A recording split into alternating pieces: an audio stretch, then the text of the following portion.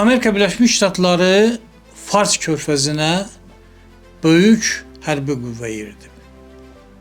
Abraham Lincoln aviadaşıyıcı gəmi hərbi gəmilərin müşayiəti ilə artıq Fars körfəzindədir. Çox saylı qırıcı təyyarələr, hava hücumundan müdafiə sistemləri artıq gətirilib, bölgədə yerləşdirilib və bu məqamda Trump elan edir ki, İran rəsmiləri müqavilə bağlamağa hazırdılar. Danışıqlar aparmağa ehtiyac var deyirlər. Ancaq nədən danışılacaq? İran nədə razılığa gələcək? Əgər bu vaxta kimi gəlmədisə, indi niyə fikrini dəyişməlidir? Aydın deyil.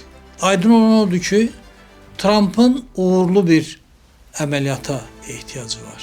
Artıq Venezuela'nın prezidentinin qısa müddətdə həbs edilərək Amerika Birləşmiş Ştatlarına gətirilməsinin yaratdığı effekt öz təsirini xeyli itirib.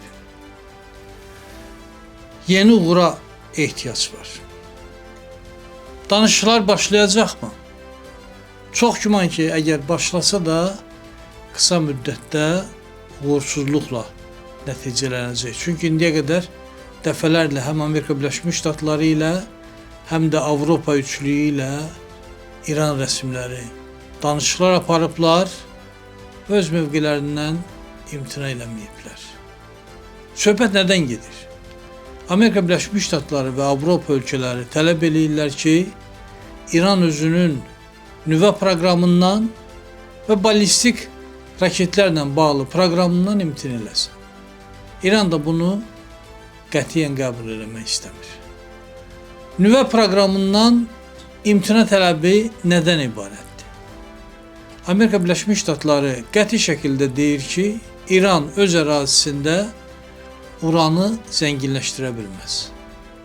Əgər 2015-ci il müqaviləsində 3,7% qədər uranın İran daxilində zənginləşdirilməsinə razılıq verilirdisə, indi ona da razılıq verilmir. Səbəb də aydındır. Çünki atom elektrik stansiyalarında işlətmək üçün tələb olunan uranı İran öz daxilində zənginləşdirmək hüququna malik idi və zənginləşdirirdi. Eyni zamanda dərman preparatları istehsal eləmək üçün tələb olunan və 20% zənginləşdirilmiş uran da xaricdən gətirilirdi. Və indi birdən-birə məlum olur ki, İranda təqribən 400 kiloqramdan biraz artıq 60%-ə qədər zənginləşdirilmiş uran var. Və bunu biraz da zənginləşdirib 85, 95, 90%-ə çatdırmaq mümkün olsa, bu qədər uran 9-10 nüvə başlığının istehsalı üçün kifayətdir. Yəni artıq təhlükəli həddə qədər uran zənginləşdirilib. Və bu da təbiidir ki, Qərbi kifayət qədər narahat eləyir. Bu səbəbdən tələb olunur ki, uran İran daxilində deyil, İran xaricində zənginləşdirilsin. Bunun üçün xüsusi konsorsium yaradılsın Ərəb dövlətləri ilə birlikdə və buna həm BMT, həm MAGATE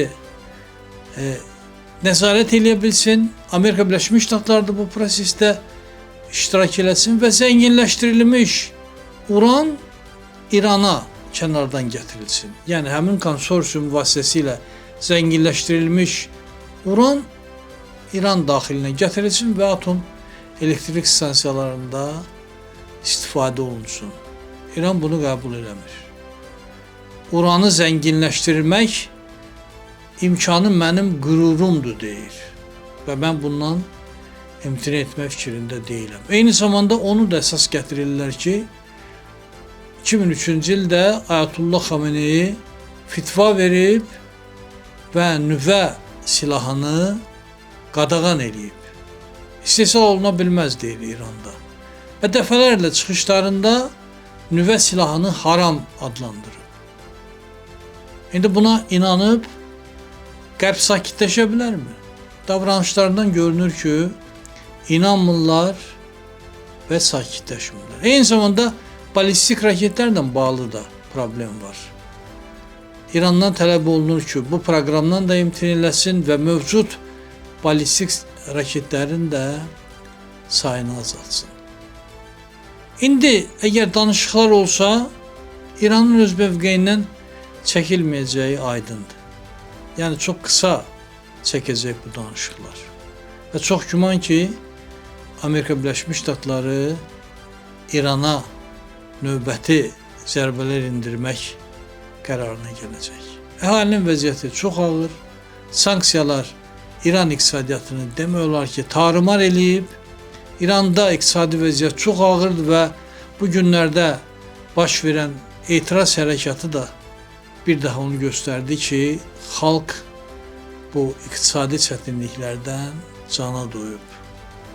Ancaq təbiidir ki, zorakılıqla bu dəfə etiraz hərəkatını yatırtmaq mümkün oldu. Amerika Birləşmiş Ştatlarının növbəti zərbələri ölkə daxilində etiraz hərəkatını yenidən alovlandıracaq, yoxsa əksinə xalqı hakimiyyət ətrafında birləşdirəcək.